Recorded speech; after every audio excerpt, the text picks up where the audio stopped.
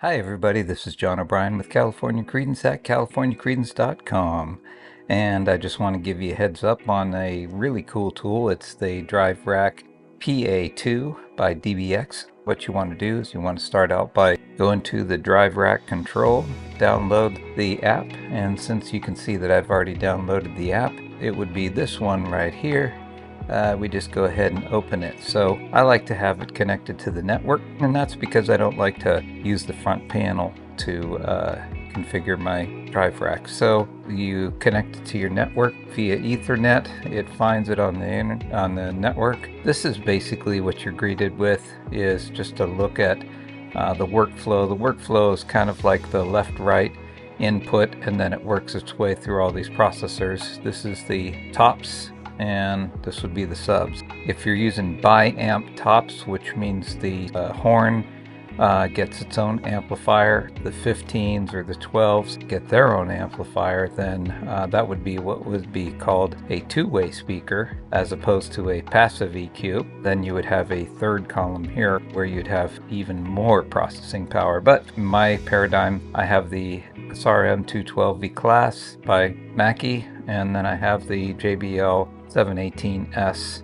active sub on the bottoms, the subwoofers. So the main things that I use are the limiters. Since the sub is on the floor, there's just a slight delay that I like to put on it because it hits the audience early. Crossover is a really important part because I just flatten the EQ of the respective speakers, the Mackies and the JBLs, and then I do all of the crossover work here. And then as far as the EQ, I use the RTA mic to read the room and recommend the best EQ for that environment. But also the RTA mic helps you set the levels, because sometimes people have their subs turned up too loud, tops not turned up enough, or vice versa. The level assist really gets you there by making the adjustments, recommending changes in your levels so that everything is balanced. So that's basically how we do things. Now, the first thing that you want to do before you work on a crossover, at least for me, in my opinion, is I go ahead and get the specifications on each speaker. For example, the 718S and the SRM 212s. I'd like to look at their frequency response charts,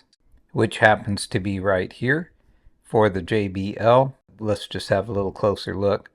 As we can see is, let's say, for example, we set a crossover point for the JBL, say around 100. We can see that on its own, the frequency response of those JBLs are going to attenuate themselves. So if we set the crossover point around 100, we are going to capture pretty much the frequency range on the top. As far as a high pass filter, we'd probably set it around 40, 35, but again, it will attenuate itself. So if your crossover point is generally in the functioning area, you're probably good to go. So it's always good to know that information. Now, if we go and we look at the SRM, this is a little more confusing because we have a bunch of different EQs that are in the SRM. So we can see that flat EQ is really what I'm looking at, and that would be the red line here. So the flat EQ, which means there's no EQ, this is just the natural frequency of the speaker.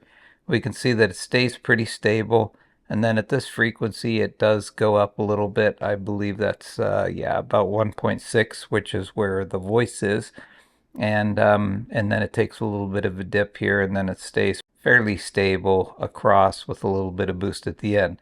So what do we want to do with the attenuation?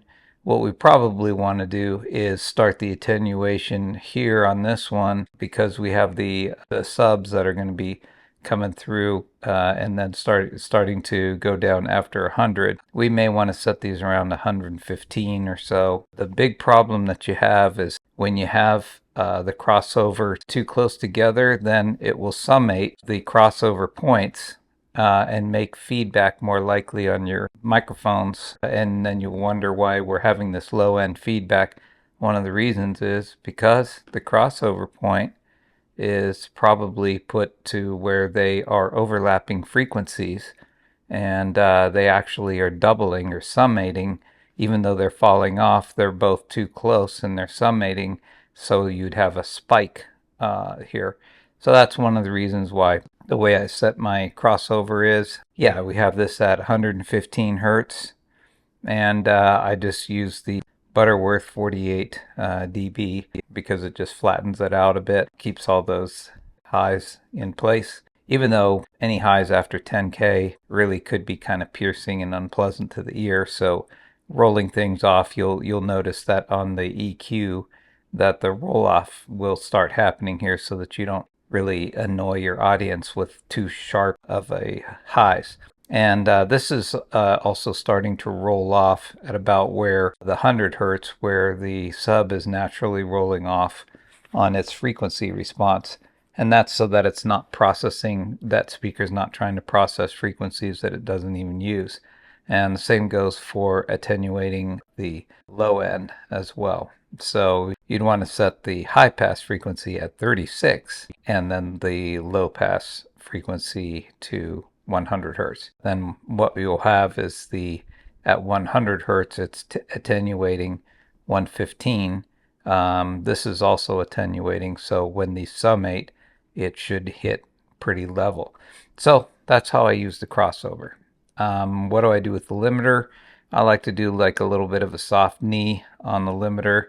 Even though the speakers have a limiter inside of them, I like to use a little bit of soft knee, and I have threshold here.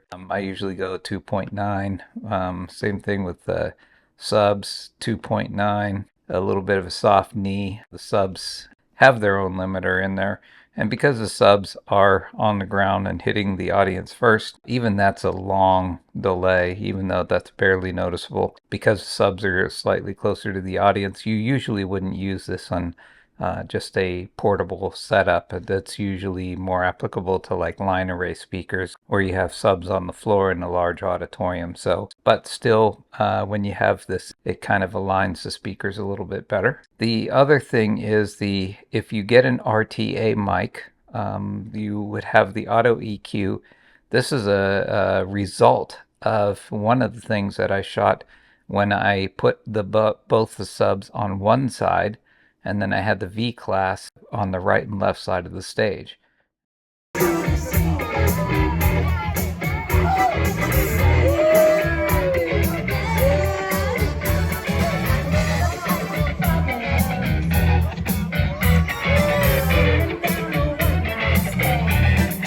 And that was just because of the room that we had. Now the thing is I hook an RTA mic up. There are sine waves going over different frequencies that are automatically deployed by this processor. And what will happen is you have the room, which would be the gray. So this is what it initially picked up. The target is what we were trying to get to. And then the result would be the green line, which is basically what the Driverack is suggesting and how it made these adjustments across each of the different frequencies. So then the green line is trying to stick with this yellow where it's going to have some bass in there. And you'll see how that all works out. Now, don't be alarmed if it doesn't sound right to you and you're just like, well, thanks, Driverack, but I do think that maybe I need a little more highs. You most certainly can do that. You can move these things to have them wherever you wish. So then that's basically how I use the Driverack. That's with an RTA mic. Every venue I go to, I do the auto level and auto EQ. So that's how I use it. Before you get started on these things, you'll want to run a thing called the Wizard. And the Wizard is, you don't have your RTA mic if you don't have it. I recommend getting a decent RTA mic like from DVX, and also to get a 50-foot cord so that when you set up the RTA mic at your PA, you'll have it enough leeway for you to be able to get a good setting. This would be run the setup. I'm not going to run all Wizards because it's 110 degrees outside right now, and I'm not going to set up my equipment to get damaged in the hot sun. So I'm just going to go off of what I did before. What we saw on this other EQ, the one where I saw the audio EQ, that was what I did with the level assist. That came with this auto EQ and level assist. That was the result. But if you're just setting up your PA for the first time, you would just do not all wizards, but just the setup wizard. And if you're running the auto or you're running the setup, I'm going to do new settings. I'm going to go next. Now my tops, my SRM 212s, the tops are going to be running in stereo and stereo linked mode. So I'm running stereo tops in stereo linked mode.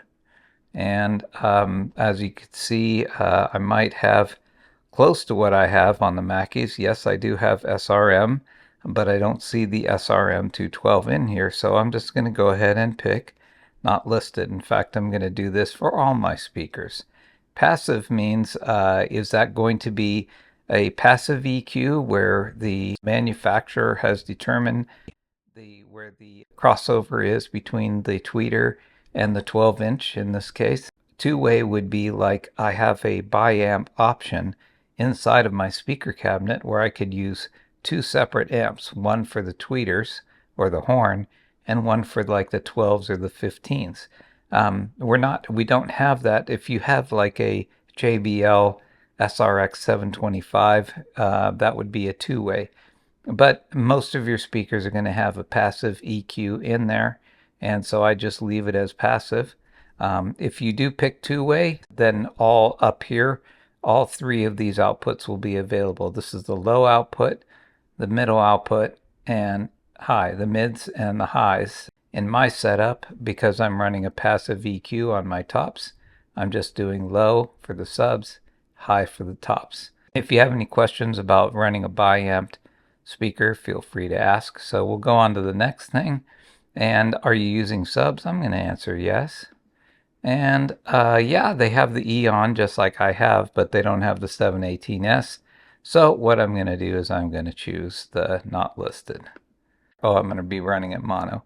And as far as the amplifiers are concerned, I'm going to go ahead and run not listed because I don't know what amps truly are inside of the JBL Eon 17S or the SRM 212. So I'm going to say those amps are not listed. And then do I want to apply the changes? Sure do. Okay, so now it's applying the changes. And so what that's done is that's set up my speakers. So now what I'm going to see in my home setting is I'm going to see a scenario where everything is zeroed out.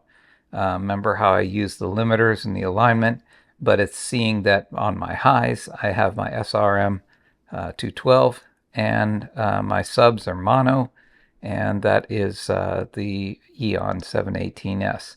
And then I could start going to work on setting up my limiters, maybe a little delay alignment. And then I grab my RTA mic and I auto EQ'd every single venue I go to.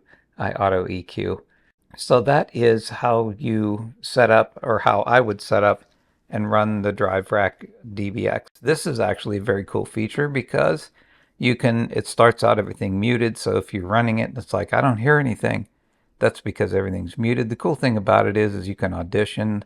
If I want to hear my subs running by themselves, I can find out what they're contributing. And if I want to see what my tops sound like, is my crossover at the right place? Does it sound in place? Everything sound good? Or you can turn on everything.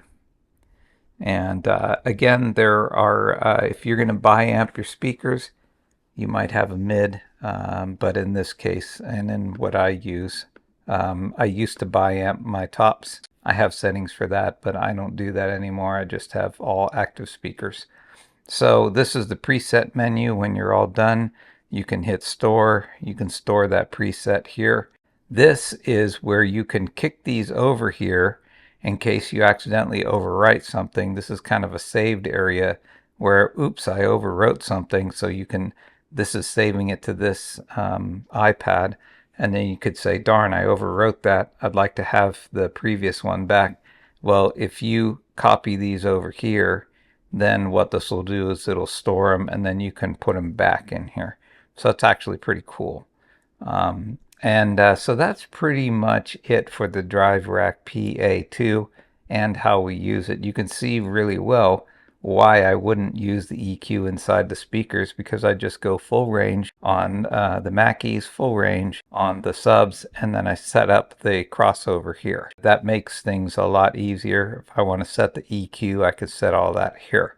I don't have to go around to each of the speakers or use some other app. I can do everything all in one place. So if you did buy the Driverack, I want to congratulate you on your purchase. Of course, the first thing you'd want to buy is the good speakers. Save buying something extravagant like the Driverack PA2 for after you get quality speakers, but certainly consider getting one of these to configure and then leave your speakers flattened and let the Driverack do what it does best. All right, that's it. Thanks.